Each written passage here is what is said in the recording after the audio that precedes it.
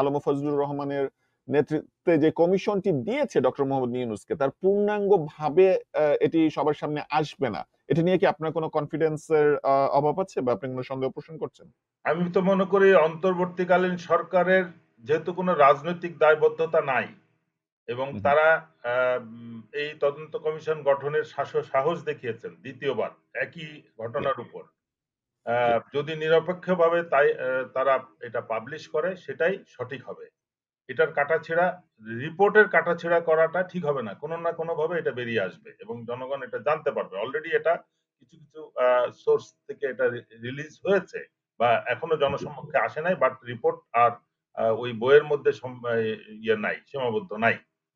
দ্বিতীয় হচ্ছে যে আমি যেটা বলছি কাটাছেঁড়া, কাটাছেঁড়া মানে কিন্তু প্রথম তদন্ত কমিশনের রিপোর্টটাই তৈরি হয়েছে কাটাছেঁড়া করে এবং এটা যে তথ্য তাদের কাছে ছিল, যে ফাইন্ডিংস রিকমেন্ডেশন দেওয়ার সুযোগ ছিল, অনেক ভ্যালিড ডকুমেন্টকে তারা ট্যাম্পারিং করেছে এবং এই জন্যই আচ্ছা।